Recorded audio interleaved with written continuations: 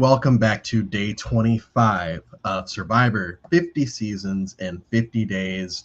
I just finished watching Survivor Philippines, where Denise won 7-1-1, I believe. And in a season that is very, I won't call it underrated because I know people like Philippines, but I still feel like it's underappreciated. So we're going to talk everything dealing with Survivor Philippines. I am joined to my right by Angela, making her first appearance during the marathon. So, Angela, thank you so much for joining today. And then I also have Jake from the Tribe of Nerds making his third. You've done 42, you've done 46, and now you're doing 50. Jake, thank you so much. I know that you just had, but you're here, and I appreciate it. Anytime. And I guess starting off, Angela, besides scheduling, why did you pick Philippines? So I picked it because when I was pregnant with my youngest son, it was one of the seasons I was binge watching when we were trying to pick a name for him. So I'm trying to think, maybe I was like 7 months pregnant. And then when I started watching Philippines, I'm like, I really like the name Malcolm. So it always reminds me of my son because that's where I got his name from, was binge watching 25 when I was pregnant. And I really like Denise as a winner too. We could talk about that later on, but she's one of my favorite winners. Yeah, this is, of the two times that Denise plays, this is definitely my favorite version of her. And I'll talk in a couple of weeks about Winners at War. But Jake, same question to you. Scheduling everything aside, what is it about Philippines that made you want to talk about it? Because you're coming on for a couple of seasons. So what specifically about Philippines? Yeah, so Philippines for me, like I started watching Survivor in the Dark Ages, and Philippines felt like it really revitalized Survivor. I'd binged all the things that I'd missed when I had started watching, and Philippines really felt like it was the first good season for me to watch. And the big thing is my connection to Malcolm, who is one of my favorite players of all time. And for people that don't know, I've actually met Malcolm in person, and it was the weirdest occurrence that happened. So my family are big Michigan State fans. We went to the Rose Bowl in 2014 at Hermosa Beach, California, and we stayed at a rental beach house, and my mom and sister are sitting outside, and they see a guy that looks like Malcolm from Survivor walk by with this dog and his girlfriend at the time. And my mom's like, "Oh, that's Malcolm." And so they get my dad, and my dad comes in and is like, "Jake, we thought we saw Malcolm going across the the beachfront area walking." And so my dad and I go running down. We can't find him. We go back, and then about an hour later, he's walking by the alley right by our beach house. And so we go outside, and my dad's like, "Malcolm," twice, and he turns around, and we talk to him for about 5 minutes. So got a picture. So it was a crazy thing just to talk to one of my favorite players. That's the first player I've ever met in person. And now I've met so many more, but Malcolm was like that. You never forget your first. Yes. You never forget your first. And that is one thing that this season really has going for it, is the casting, because as much as 21 through 24 have had some bangers, 25 is probably the best newbie cast for me since Tocantins or even China. It just almost top to bottom, there isn't anyone that I feel stands out as far and we're going to talk about why Calabal is an exception because they're not losing. But everyone plays their roles very well during the pre-merge. And we also have Jeff Kent, who won MVP back in 01. No, 01 was Bonds. Jeff Kent won MVP in baseball a few years before this. We had Lisa Welchel, who I grew up watching because I had Nick at Night, so I knew exactly who she was because Facts of Life. And then we also had three returnees, Scoopin, Russell, and Jonathan Penner. When this was, so Jake, I know that you were newer to it at this point, and I guess I'll ask both of y'all, just previous 24 seasons, were there any people that you could have replaced these three with, just as far as injuries? Like if we're going to do the whole thing of people that have come back from injury, is there anyone that you would like to see over any of these three? So yeah, I after having binge watched everything right before this and remembering everybody, it's like I feel like these were the three that you would have chosen at the time. There's no way I think that you can replace any of them. I think that there was speculation at the time that Colton was going to be one of the three. Thankfully, that didn't happen. That didn't happen. And then he got embarrassed 2 seasons later anyway. So, but like, I think that's the only one where it was like, you know, maybe Colton gets asked right back. But I don't think anybody else from my memory was even like in contention besides these three. So, Angela, anybody that you would like to see over any of these three? Yeah, I mean, in those earlier seasons, I feel like those are the ones that made sense. Like, you know, if you think back to like Scoopin, he was like the first medevac in Survivor history. The way that Penner went out, like that was like pretty iconic. So I feel like when you think about like all those like instances that happened, it just made sense. So I think for me, like those three made sense to bring back. And I think my I don't have an issue with the three of them. It's more this. So this is the third returnee season since Heroes versus Villains. You know, we had returnees in 22, 23, and now 25. And every single time, so we have Boston Rob and Russell, then we have Coach and Ozzy, and here we have these three. None of them are women, which is crazy. We didn't have any returnees that were women during this entire stretch until tomorrow, until Karamoan. And even then, like I felt like a lot of those women stood out as why are they here? Now I think that some of them played very well, but it's crazy that they had this pool of people and they still refused to bring back women during these early stages of the 20s. This is also I didn't think about it like that until you just said it. Like like now that you're saying that, you're so right. Like where are all the women? Like why didn't they bring back any women? This is also the first season since All Stars that starts off with 3 tribes. And I think that definitely helps the season. It hinders it as far as Kalaba, but once again we'll kind of get to that. This is also the birth of Abby Maria, and we will kind of just stick to pre-merge Abby Maria right now. Jake, thoughts on Abby Maria 1.0 pre-merge? Oh, I thought that this chick was crazy. Like that, I remember at the time of how just like immediately from like episode 2 and like once her and RC all of a sudden started fighting and Abby's like, if you F with me, you're dead. Like, you know, that whole quote, and it's just like, okay, this chick is gonna be a firecracker. So like I think that was my initial thoughts on Abby Maria in like once that happened. Andrew, do you have any like? Were you a fan of her while you were 7 months pregnant? Were you pining to see more Abby? No. You know, it's funny because like I remember watching and seeing like that bond between her and RC initially. I was like, oh, this would be like a cute like a cute alliance, and then all of a sudden like shit hit the fan real quick. I'm like, wow, that did not last long at all. And I, you know, when I watched it then, I had essentially watched like Survivor Live for like the first 12 seasons, and then I stopped watching when I went to college, so I was binge watching them all like years later. So at the time when I'm watching it, I'm like, oh, she's so annoying. Like I don't want her on my screen. But like now that I've done more rewatches, there's like a new appreciation for her. But at the time I was like, oh, she's annoying and I don't like her. Abby Maria is one of these characters, and I'm going to say the same thing in Cambodia, where yes, obviously she's a fun TV villain. You have fun rooting against her, and then at some point during both seasons, it's like, no, I kind of get it. Like I understand why she's like this.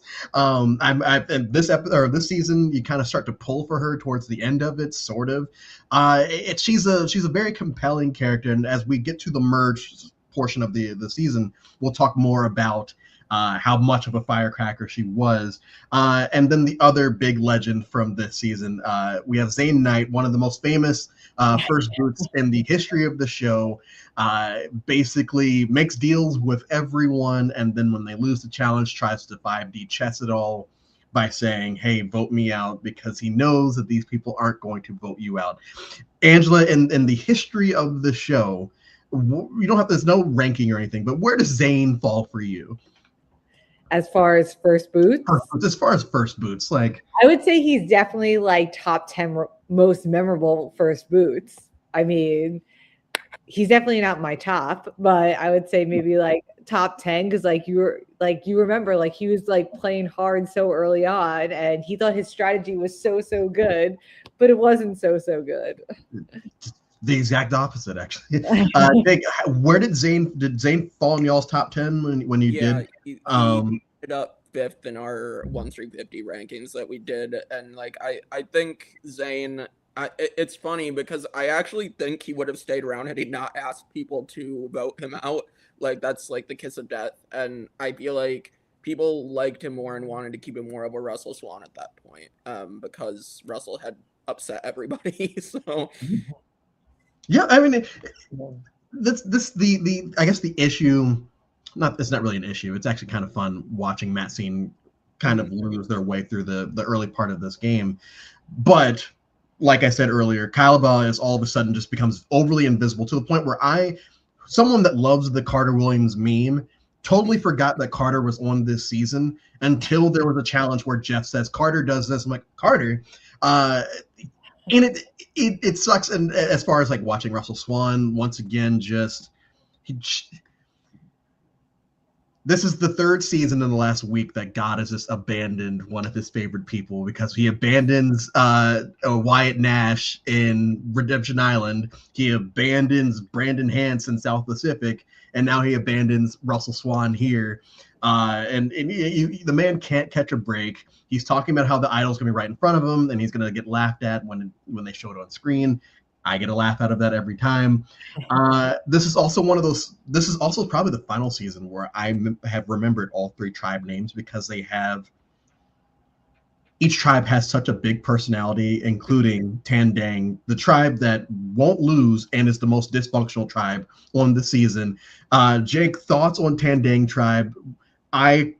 They're kind of up there with me, like around like with Kasaya. But what is about Tandang that makes you like or dislike them? well, I just think they're an interesting group of people that just don't get along, but they win all the time, and then they end up just completely falling apart at the merge because they don't end up voting anybody out. So I find them fascinating. I mean, Lisa obviously is the whole storyline the entire season. You obviously have Abby, you have RC with their feud. You have Pete who like hides the clue and incites like the drama. I think Pete does some interesting things in the season. And then Artis at least has like the meltdown on his birthday. So Angela, as far as the Matt Singh not Matt Singh, Tandang, shoot. As far as the Tandang tribe, were there any people for you that you were like actively rooting for? I mean, like, I feel like there was, like, I guess Lisa was one. I think more as like a fan of her. But for me, I just wanted to see them go to tribal. I wanted to see like the craziness happen, and we never got to see that like essentially for a while. But yeah, until the merge, and I think that's why the merge is so crazy because we have all 6 Tandang members there. They've been fighting to get rid of each other for 19-ish days at this point. And once again, before we get to the merge, I just kind of want to touch on a little bit more about everything that happens. We do get the "if you fuck with me, you're dead" line a few times over the course of like 5 minutes. Abby Reed just keeps on saying it, which leads me to believe that she says it a lot in her real life, including saying it straight to RC's face. Because, like Angela said, yes, they were going to be a very hot duo along with Pete and Artis as well. And then all of a sudden, just something snaps in Abby's brain, and it helps that Pete, does his own little shit stirring by hiding things in RC's bag. Pete, a very underrated, I will use that phrase, underrated villain, and a cast of a lot of big villains. Artis doesn't get a lot of screen time, but I feel like he's a decent villain. I feel like Jeff Kent is a villain as far as he wants to go after Penner, and we all love Penner.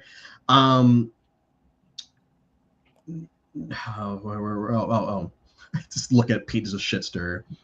When Matt Singh gets to 3, every time I watch this challenge, I think that Malcolm's actually going to knock it down, knowing full well that he's not. Like, I know that it's going to happen where Matt Singh loses.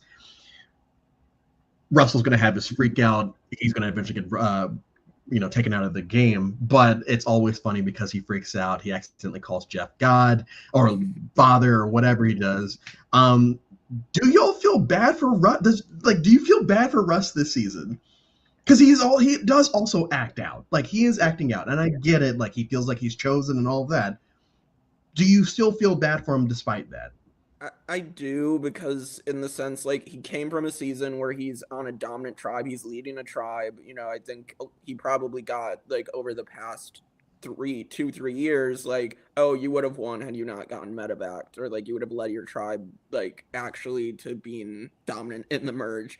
And they fall apart without him in Samoa. Uh, and I think it's just coming from that, now being on a disaster tribe, things not going the way that he wants them to go. And so he just, gets deconstructed, self-destructs. And so I find that fascinating. One of my favorite moments is in that first challenge, and you have Penner and Russell like calling out to their tribes, and you have Penner's like singing a song when he's like calling out to them, and then Russell's like yelling at them. Like, it's like a one happy tribe and then a really sad, tragic tribe. Well, and their colors don't help. Like, it's just, and because they're getting rained on, their colors just kind of just look even more depressing. Angela, you want to go ahead?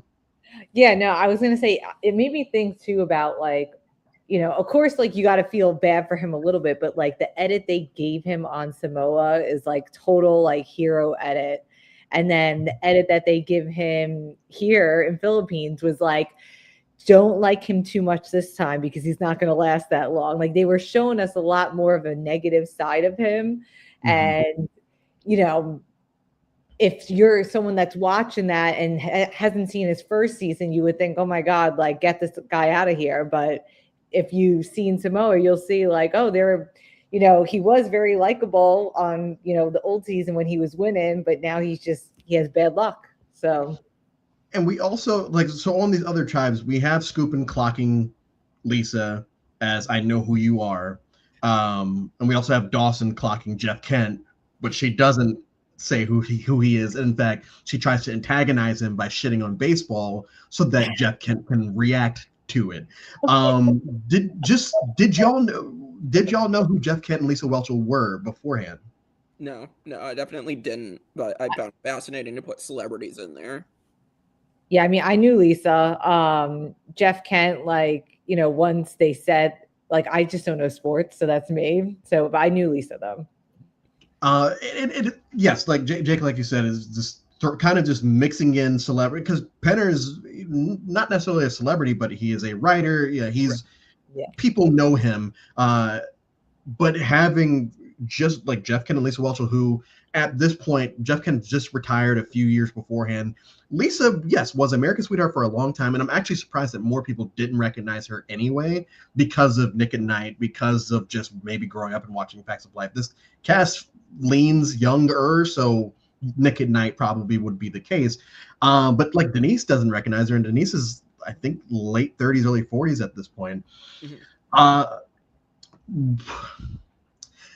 The idols, the chicken idols, they're not the best, and I don't understand really why they are shaped like this, but whatever. And then the immunity idols, we kind of go back to China, where they're just big. They're basically smaller versions of the big ones that we had in China, which is why Lisa's able to find Malcolm's when we hit the merge. Yeah. Denise's clock is the winner at that 3 tribal by Malcolm, Russell, when basically we're on the fence of what's going to happen here. And both of them say, yeah, if Denise sits in the front of the jury, she's going to win. And they're saying that in round 4, which is some fun foreshadowing. Russell versus Malcolm, do you think it was just because the two of them had that duo that ultimately Denise and Malcolm decided, hey, we're going to do this? Or did you think that they felt like, hey, let's get rid of a returnee, let's get rid of the negative energy? Why do you guys think that it ended up being the two of them that comes out of Matt Singh? I think it's a little both, honestly. Like, I think it's Russ was like a negative energy, unfortunately for them, and it's also like they both bonded from day one. Like, you know, I think they were willing to give or take with each other's power early on. Like Roxy and Angie, like those two votes is like Malcolm gets his way at the Roxy vote, and then Denise gets her way at the Angie vote. Like they're willing to like sacrifice for each other, and I think that just proves their trust with each other, that they can then take out Russ and move on together because like they proved each other. Angela? Yeah, well, yeah, I was gonna add in too, like the idea of like as like a fan, you know that they're probably gonna do some sort of swap after this, but like they could have also been thinking like, what if there's not a swap and we need our best chance of winning? The two of them together is gonna give them their best chance of winning. So and they do in fact break them apart with Malcolm going to Tandang, Denise going to other way around. No, it is correct. Yeah, correct. Malcolm going to Tandang, Denise going to Calabar. And this is really where the season starts to pick up because Calabar does lose and Tandang like they have a new person, a new shiny toy. Doesn't really affect anything for right now. Meanwhile, Calabar all turn on each other. You know, Dawson goes out, she hugs Jeff. Katie, you know, she fucks around in challenges. She gets voted out. Dawson trolling Jeff Kent is one of my favorite things, though. Just laying in the tent saying, yeah, I would date an athlete. And names football, hockey, and basketball is like what athletes actually are. And then all the way at the bottom would be baseball because it's just a bunch of standing around. And then the other funny moment from Calabar pre-merge is the round right before merge where they're going to potentially take out Penner. And Carter, talking for the first time maybe all season, says to Penner, it's Katie or Penner. It's I tried to pay a lot of attention to Carter this time around because in my head he was invisible, but he actually shown a lot in this season once the merge happens. Like Penner's straight up saying that Carter is his boy, and I believe it because they share a lot of moments with each other this season. And that leads us to our merge round, which is, in my notes, chaotic as fuck. Because this is, when I think Philippines, I think the tribal councils. Like the tribal councils from merge until the end are so overly chaotic, so overly just you're just so invested in everything that is happening that you don't even care that towards the end it's kind of cut and dry. We're just going to get rid of Carter, get rid of Abby. What is it about this season, tribals, I guess, that stands out to y'all the most? Like, do you have a favorite tribal from the season? Anything like that? Angela? A favorite tribal? I don't know. I think for me, just like what stands out is the fact that there was so much chaos and that the way that they kind of the scenes that they show us, they really leave the viewers like unsure of like what's going to happen.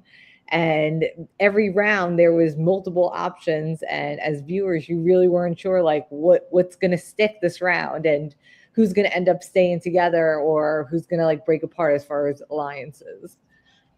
Yeah, I don't know if it's a standout one for me. Yeah, I was gonna say the Jeff Kent tribal. Just like I remember at the time how chaotic that was and not knowing what was gonna happen at that point. And then you have Malcolm bluffing his idol.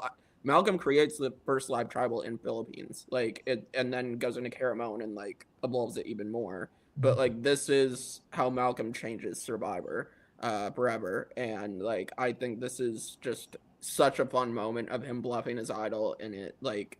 It may or may not work. Like, I mean, I don't know that Lisa actually had the numbers going for him at this point anyway. I think it was between Pete and Jeff Kent, but like still like it was a revolutionary move, I think. Well, and going into it, it's supposed to like Penner's going to, because they want to get rid of all the returnees. The returnees don't deserve to be here. They've already had their chance. I feel like out of all returnee seasons, this is probably the one case where that defense doesn't really work because they were all medevaced. Like they had their chance and then they got hurt or almost died. But go off Jeff Kent. So they're all gonna try to get out Penner here, but Tandang wants to get rid of RC or Scoopin because they hate them that much because RC is so untrustworthy. They want to get rid of Scoopin because he's clumsy. It kind of feels like the only reason they hate Scoopin here is because he's clumsy and he talks a lot. Or I still haven't really grasped the hatred for Scoopin from the Tandang tribe here in Survivor Philippines. Yeah, just gotta say it like that. I feel bad for him. But Penner, who finds the idol earlier in the pre-merge, plays it. I'll play it. RC goes home, and we're off to the races where it looks like Penner versus the rest of the tribe. And the next episode, it really is Penner versus the rest of the tribe. And just a great moment of him finally winning immunity after 3 seasons of playing. That was Throws his hat up in the air. This leads to more chaos as the season. Like this is one of the first times that I've actually just done a beat by beat of a season recap, because you almost can't skip anything in the season once we hit the merge. So Penner has his crowning moment and is trying to get Lisa and Scoopin to flip, because the bad guys are very clear. It's Pete, Artis, and Abby Maria. They all suck. They're all horrible people. And then you can come over with us. We're all good people. And also Jeff Ken is here too. Do you just talking about Lisa's game, because I do really vibe with her, I guess. Angela, what were your thoughts on Lisa's game? Just, we're not talking about Final Tribal yet. Just like Lisa as a player, did you find yourself connecting to her, even though you were a fan already? Did you find yourself continuing to connect with her through the season? Oh yeah, definitely. And I feel like as a player, like she knew like when to shift, which is something that is not so intuitive for a lot of Survivor players. Like, when is the time to like change things up, or when is the time to like stick to like the easy vote type of thing. So I enjoyed like just seeing her play. And I mean, I connected with her, because I was a fan too, but also, she's a mom. She was like a little bit older. Like, she wants to prove that she can do it and like just prove to herself that she could. So I like that part about her too. She's definitely put through the ringer this season. She has a lot of moments where she's just talking about her former life, everything she had to get through to get, to here now, how much her life has changed, how much she doesn't know how to play, but she still does these. It's very fun to watch her character grow as a player and also just as a person. Jake, when you think about Lisa, once again, we're not talking about Final Tribal just yet, but just, do you feel like this type of game could, pay off in the end for someone? Because up to this point, and we're going to talk about it tomorrow and the day afterwards, where, players that cry a lot kind of get looked at as weak. Do you think there's merit there, though? I think there's merit to Lisa's game. Like, I think her early merge game here, she is trying things. I mean, she does end up throwing Jeff Kent's name out there to save Scoopin. She is trying to flush Malcolm's idol. Like, she is trying things, and then the flip on Artis and Pete and Abby happens, and then she kind of falls into this rut until Final 6 when her brother comes out, and then she kicks it back into gear and she starts playing again like how she wants to play. I do think the points when Lisa is playing have merit, and I do think also just like the emotions of the game, they're always going to be there, and it's a difficult game. Like, I kind of have more sympathy for players dealing with that a little bit myself, but I'm with you, and yeah, she is she's playing very hard, very early in the merge, outing Malcolm's eye. And the thing about it is, the round that crazy Jeff Kent, or not, the RC tribal happens, they get back to camp and no one hates her. The only people that hate her are the people in her alliance who've been bullying her the entire game anyway. It's very similar to like a Cochrane in South Pacific, where they're expected to just fall in line in their alliance, even though we're treating you like shit.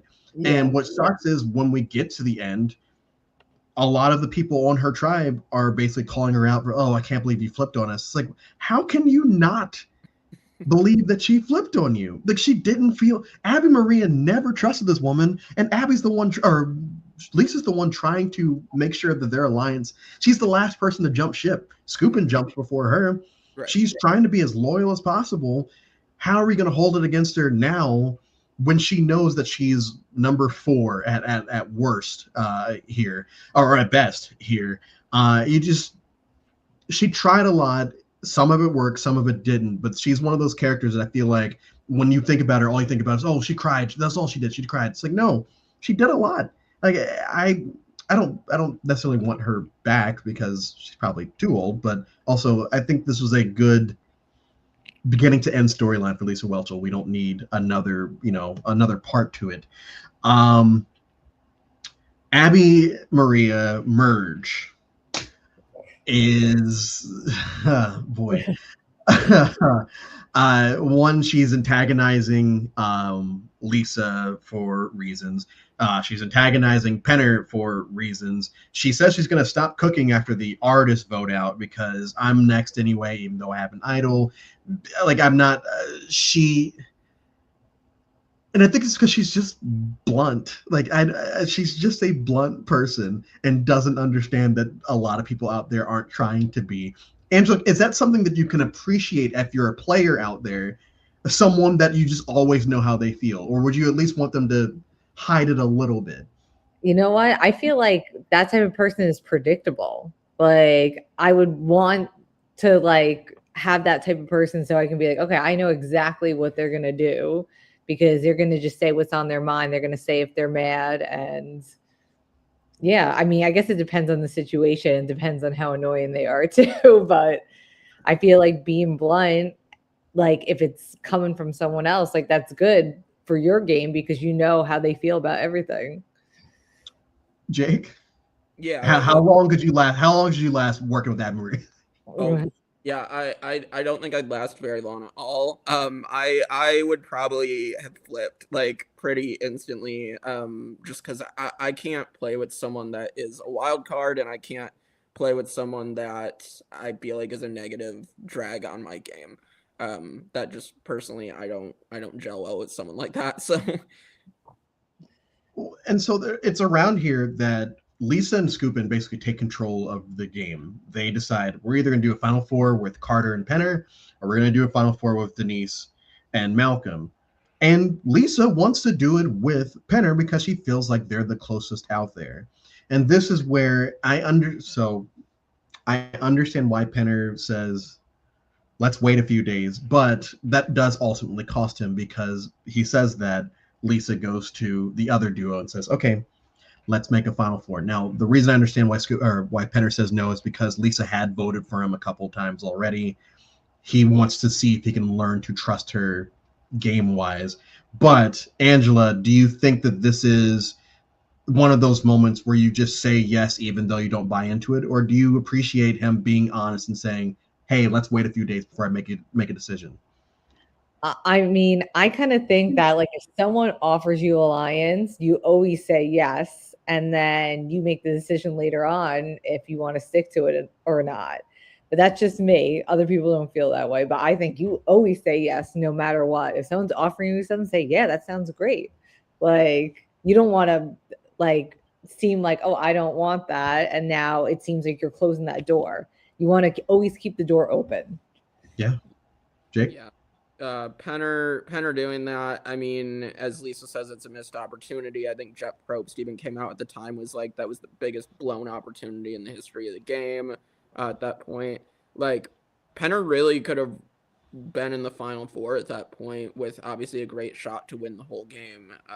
If he just says yes to this deal, it's actually insane how much like the what ifs. I feel like Penner has definitely been kicking himself about that, how that ended for so many years now.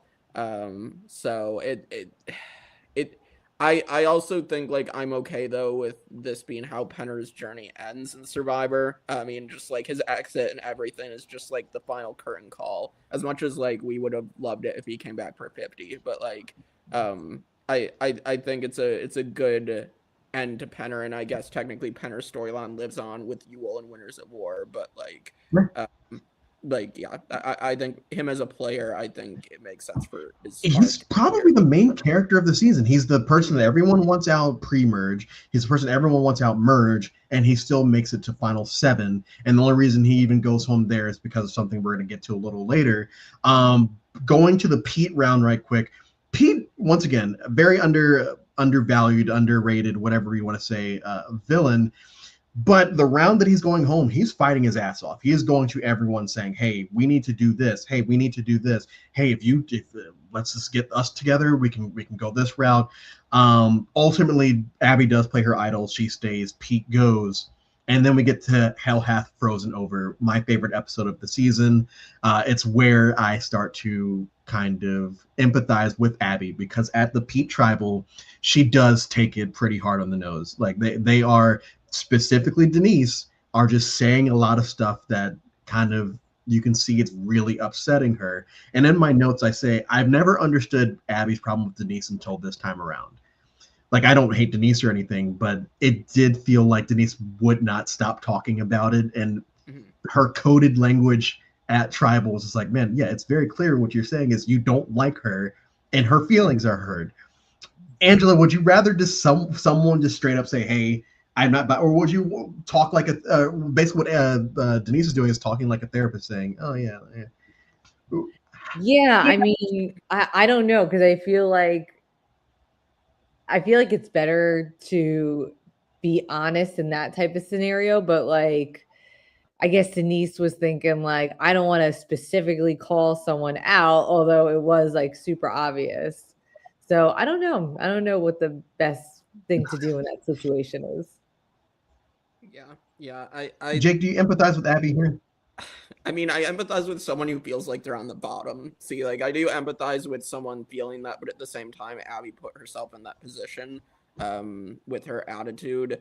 And so I do see what Denise is saying. At the same time, it sucks when someone just flat out tells you they don't like you. Like, that does not feel good at all. So, like, seeing Abby struggle with that, I think just shows, like, she is a real person with real emotions. And, like, I don't think anyone deserves to be treated so much that they, like, you know, break down and cry at Tribal over how they've been treated. Like, I think that's, and Jeff's not helping anything. It's like it's becoming clear to me that you definitely just don't understand that people don't like you. It's like, Jeff, shut the fuck up. Like, this woman is crying in front of you.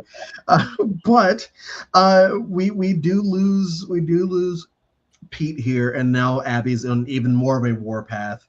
And so we get to the auction. She saves all of her money to get the advantage at the challenge, which she inevitably wins, while also trying to convince everyone that she has an idol on the parchment.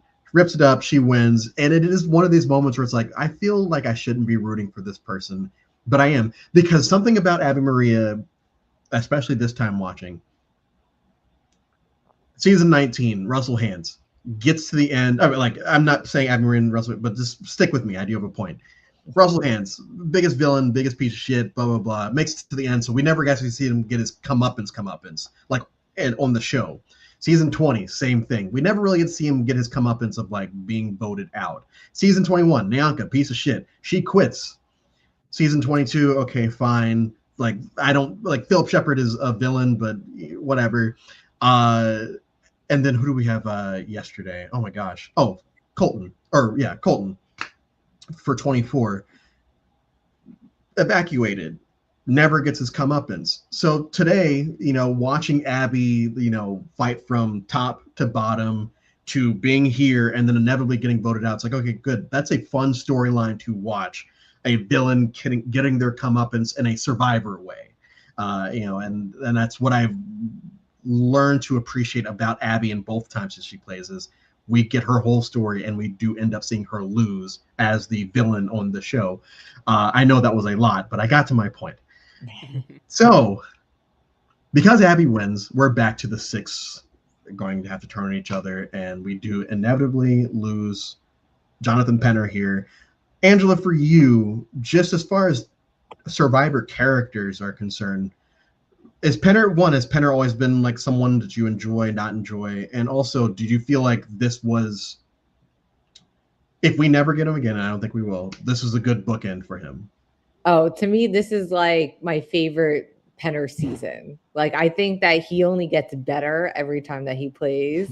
And I think that for me, I had very mixed feelings about him in Cook Islands. And then when he came back from Micronesia, I was like so upset that he got medevaced. And then this time around, I was like, I want him to win. So for me, I was so sad to see him voted out. But I do agree with what we were saying before. Like it does feel like his story was complete after that.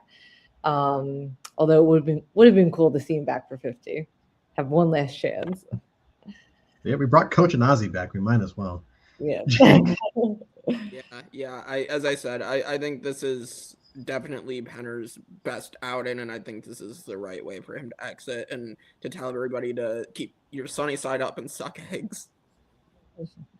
It's the point of this season where it could lull, basically after Penner goes, after the main character is gone and we have a final six, the main villain is still there. Our duo from the beginning of the game is still there, but our main character is gone. And this could be where the lull happens, but for me, it didn't. Like, I was able to get, like, I ordered pizza during the episode, so, like, technically I stopped paying attention, but it didn't feel like it was dragging on. It just felt like, okay, I know that Carter's going to go here, and I know Abby's going to go here, but the episodes still weren't boring, and I think that is a testament to how good the season had been up to that point, that it doesn't feel like there's a drop-off at during these very obvious boots that are happening here. Jake, for you, is there a drop off in the season, and if so, where for you? I don't think there is. For me, I'm invested in like the players. And like I think that's the important part, to keep you invested in the cast. And like there's still a lot happening. You have Lisa that's now like revitalized by her brother coming out, and now she's trying to make a move, and I'm like, I don't want her to make a move because I like Malcolm. But like this is really, really interesting now.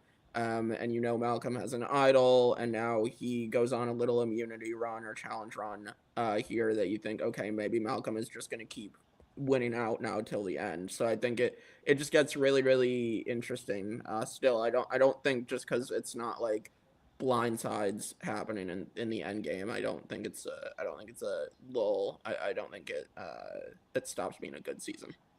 Angela, what makes a good season for you? I think for me, like, I want to be engaged in every episode, and being engaged, like Jake just said, it doesn't necessarily have to be a blind side, but there has to be like people that you're rooting for, and you got to see like some sort of like success in those people. So for me, when I'm watching this, I mean, I love Lisa, but I was very team Denise and Malcolm. So like when I see them getting this close to the end, I'm like, it's got to be one of them that's going to win. Like, how does the season not end without one of them winning and their story being complete? So for me, that makes a good season. The fact that like you have me engage every episode, and there isn't a lull, kind of like you said, is there a lull episode? Like, I feel like there isn't. And I think there isn't because every episode you have people to root for and you want to see how far they get. Yeah, I would say for me, yeah, a good season would be where the majority of the episodes you can watch in a bubble of, if I'm just going to watch one episode today, and if I can get a story that is just unique or whatever to just this episode, then great. Like, yes, we can watch it as if it's a 14 episode story arc, but like, what's the story arc of this specific episode? And if I feel that's compelling, then it's like, okay, cool. How are the rest of the episodes compared to this? And I think that's, yes, we have the family visit during the Carter boot, which is probably the only thing of real note besides Abby having her fake idol. 5, we finally just lose Abby, which is a moment on its own because Abby's the biggest villain of the season. We're going to get her again next week. And then we have this very compelling finale where we have one of our returnees still left in the game, his number one, and then the 2 people that made it off the disaster tribe. So, like, Angela, I know that you've kind of put out that Lisa was your girl, but you love this duo. Did you have any idea on who was possibly going to win going at your first time? Like, okay, yeah, based off of this, I think it's going to be this person that wins. So at the beginning of the season, I like had no idea, but like once the merge hit and like Denise and Malcolm weren't like the first ones out, I'm like, it's got to be one of them because they're gonna have the best story if they get to the end. So I that was my feel on that. It like one of them has to win based off of like how the story is going. Jake, is there a Denise winner edit in this scene? Like, do you feel like we're being told, or do you think it's fluid?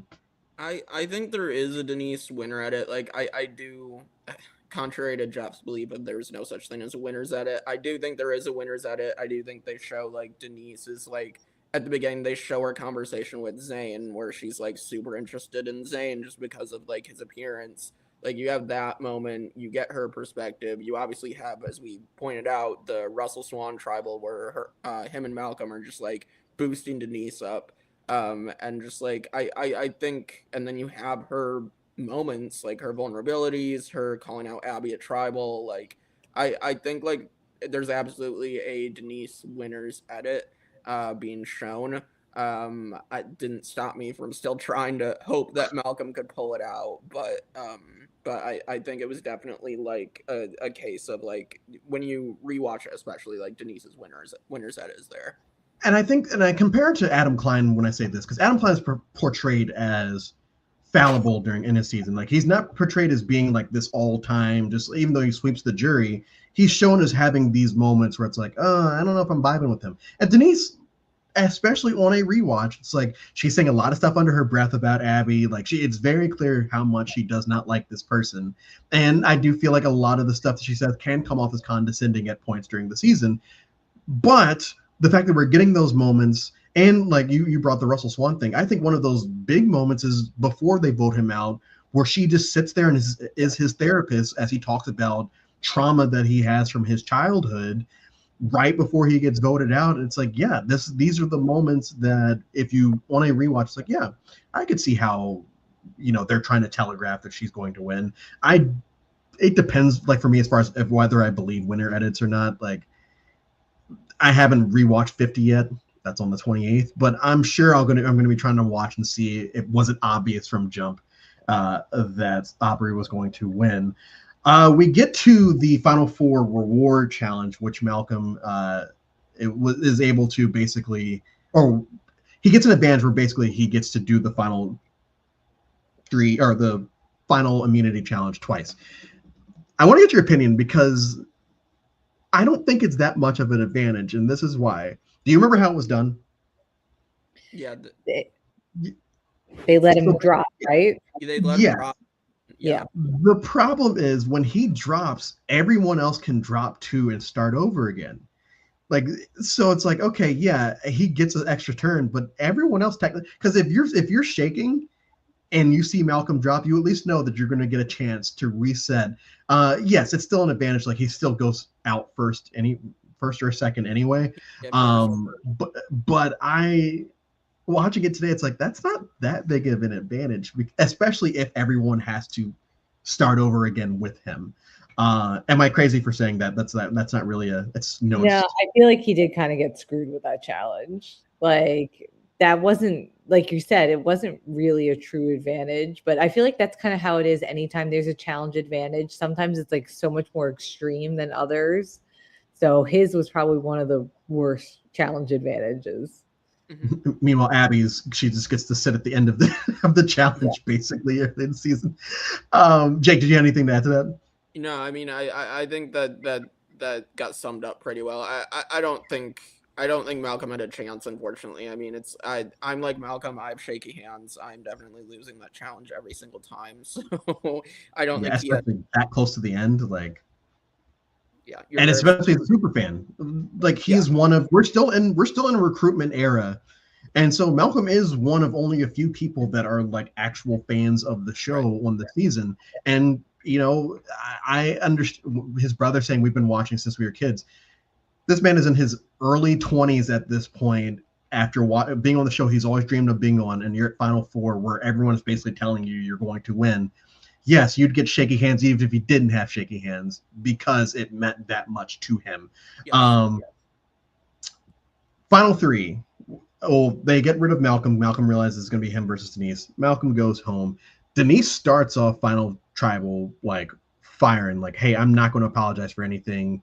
Like, you guys can ask me whatever you want, but don't expect me to say sorry for y'all sitting up there." I think Lisa does a good job of saying, "Hey, I started this game like this. You know, I got a fire lit under my ass one here." And then Scoopin says some other stuff too, but we don't talk about him because we haven't talked about him basically this entire time. We're 50 minutes in. I think it is basically Lisa versus Denise here. What jury speeches kind of before, like, because I'm going to bring up the Penner one in a bubble by itself. What other jury speeches kind of stand out to you all? I think Malcolm's like calling out Denise is really interesting. Just like because like Malcolm's just like, Denise, I don't want to hear, what does he say? Like, I don't want to hear you like people please or whatever. I found that really interesting. Obviously, Penner's. Um, yeah, I think those are the couple ones. I think the cringeworthy one is of course Carter like telling Scoobin like, you were like a dad to me, right, or whatever. Like Scoobin telling Carter he's like his son. Like that's obviously pretty cringe. But that other than that, I mean, I think and then Abby being like really mad, obviously, but like that's probably the ones that stand out to me. People love bringing up bitter juries. This is a bitter jury. Like, this is what bitter jury actually is. This is just people being very pissed off at these people and being forced to vote for one of them. And Denise and Lisa are the ones that are really taking it. Like, they're kind of just leaving Scoopin alone because they know they're not going to vote for him. Mhm. But these, and you really feel for them. Angela, I want same question to you, and then I have another follow up to that. So answer, and then I have a follow up question to that. Yeah. Well, I feel like with the Abby and Maria one, wasn't she like, I guess, trying to clarify stuff with Denise as far as like why did you hate me so much, or like was Yeah. there a little bit of that in that speech? I'm sorry, And I have Denise is shaking her head, like what what? Malcolm told her. She's just Yeah, being a therapist, and Malcolm's like, "No, no, don't do that. Don't shake your head." yeah. The other question I want to ask is, because I alluded to this earlier, we're gonna have Lisa here. We're gonna have Dawn tomorrow, and we're gonna have Monica Culpepper on Friday. Of older women who are emotional that get torn up by a jury, even though all three I felt like played very good games. For you, just do you feel if you were a juror that would sway you away from voting for someone? Because and I think the problem is because they are older women. That's kind of my point, is like, because they're older women, I think that people kind of, because Denise is also an older woman, but she doesn't cry. So I think that people really give her the credit for not crying. But do you hold that against someone? I mean, for me, I wouldn't hold being emotional against anyone. Like it's an emotional game, and for you to get to that point, like you want people to see like all sides of you, and that's like a side of you like being vulnerable and being able to cry and like say exactly like how you're feeling. So for me, like if I was a juror, that wouldn't deter me from voting for someone. Yeah, You get to, I'm the same. and oh, you're saying, yeah, I'm sorry. I thought you were like, the one line I just want to point out, just to kind of get it out of the way, it's what at one point Scoopin says, "Are you going to watch the news or are you going to make the news?" Which, yes, didn't age too well. And then we get to the Penner speech, and I think they saved Penner for last because they know that he was going to put on a performance. And before we get there, what I've been doing recently is, and I've been saying this the last couple of days, is I watch a lot of Ponderosa videos after I finish watching a season, and trying to guess who's drunk at Final Tribal. Abby, RC, 100%. Abby and RC are 100% drunk. I think Penner might be. I think Artist might be. And I think Pete might be. You know what? Now that you mentioned that, I think I remember noticing it in that specific Final Tribal. Like they were clearly drunk in that one. Yes. Yes. I think that all of them are blasted. Like I said, I watched Ponderosa after I finished recording, so I'm interested to see who was drinking night of. But we get to the Penner jury speech, and he basically gives a soliloquy of why Denise is ready to win the game. And despite that, calls Denise a bitch, uh, outs Lisa as a former child star, which I loved her rebuttal of, did you tell people what you did when you were 12 to 21 years old? And his rebuttal was, well, I'm not the one sitting on the and at the final three. And I get that, but it was a weird moment for him to out her like that at that point. And I'm glad that Lisa kind of stuck to her guns there. Jake, what did you think of Penner's jury speech? I mean, it's entertaining. I'll give Penner that. He knows how to be a showman. I I think it's funny, like the quote about, like, you two are the oxen, someone's in the chariot cheering because they're about to win. Um, I mean, I think it's funnier because, like, Scoopin delusionally thinks he wins this season. Um, so, like, I think it's really funny that Scoopin didn't pick up on it at all. And so, um, yeah, I mean, I definitely think Penner's better 100%. I, I don't think he's wrong in some senses, but also, like you said with the Lisa thing, I do think that's a bit much. But Yeah. Living in the bubble of the season, so you don't know anything else that happens outside of it or what's left on the cutting room floor. How are y'all voting here? Because I'm always surprised that it is that much of a blowout. I thought that Lisa would garner at least a couple more, but then I remember her whole tribe hates her because she flipped on them. And to the point where, like, someone blames her for the artist vote. She was like, I didn't vote artists out. Like, I wasn't in on that plan. Angela, how would you have voted this season? Just living in the bubble of the 14 episodes that we have and I not knowing mean, anything else. I would vote for Denise, and one of my main reasons why I think she's one of my favorite winners is she's one of the only people to go to every single tribal council and not get voted out. Mhm. So to me, that's like so impressive that you've been to every tribal council and you've survived every single tribal council. I mean, she also had other things that you could talk about. Yeah. She was decent at challenges. Her social game was decent. It kept her in the game. But that to me is like the one thing that I feel like makes her mark on Survivor. And that's why I would vote for her to win. Jake? yeah, I would say I'm big into storytelling, and, like, Denise's story in the season is just so good. I mean, again, making it to every tribal council. I think her social game was good enough at so many points, for people to pull her in, or, like, come and talk to her and give her information. And, like, Russell Swan, or, like, she gets pulled in by Penner and Jeff Kent. Like, she was getting pulled into good positions, and, like, they should have gotten rid of her, and they don't break up the obvious duo of her and Malcolm, until they turn on each other. Until they turn on each other. Yeah, Yeah, that's how Matt Sing ends. They have to turn on each other. right. Yeah. Next big question, and as we start to wrap up here, why do y'all think that, like I said, Philippines, I will never call it underrated because everyone likes Philippines. But when you look at a lot of top lists, when you look at just, seasons that are consistently talked about, Philippines isn't up there. And I have my own reason why I think that's probably the case. But do you guys have any suspicions or reasons why you think that Philippines might be underappreciated by the larger Survivor community? Angela, you can start. I mean, I'm not really sure. I feel like a lot of seasons that have like returning players in the future tend to be those like top ones, like, you know, Cook Islands is one of those top ones. A lot of those people you see in like later seasons. And with this one, Malcolm you see in a later season, and then I guess Abby Maria, but like I'm not really sure why, because there are a lot of like really good characters. So I don't think I really know the answer to that.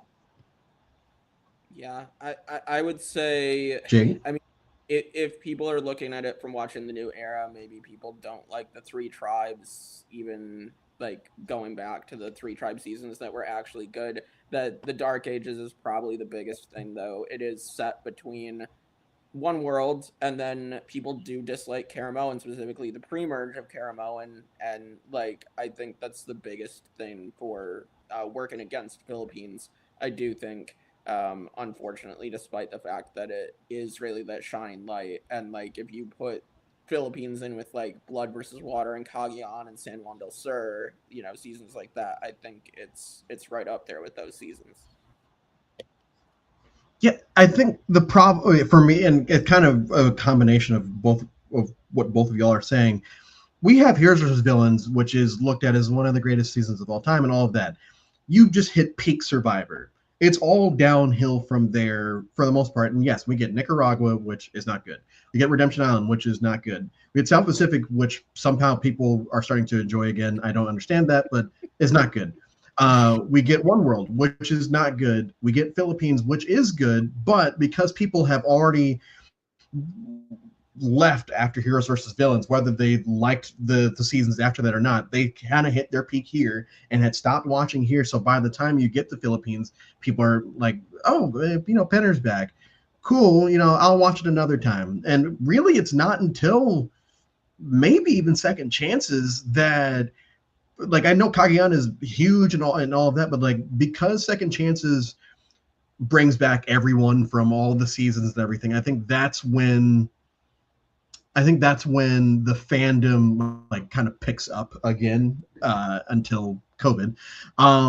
So yeah, mixture of the Dark Ages and just returnees coming. Like we have Abby in Second Chances. We got Malcolm next season, and then Malcolm again in 34. And Denise in 40. Yeah, it just it sucks that it falls in the middle of like a lull, bringing that word up again, and a lull in Survivor history. Like I said, Denise wins 7-1-1. Carter votes for Scoopin, and RC votes for Lisa. I don't really understand either of them. It also felt like RC was pissed off at Scoopin during Final Tribal for reasons. Train of thought. Oh, train of thought. I think, is it cutting out for you? Yeah, it cut out for me. He's frozen. Oh, coach.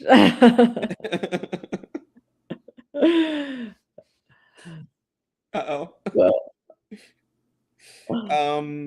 Yeah, Philippines. Well,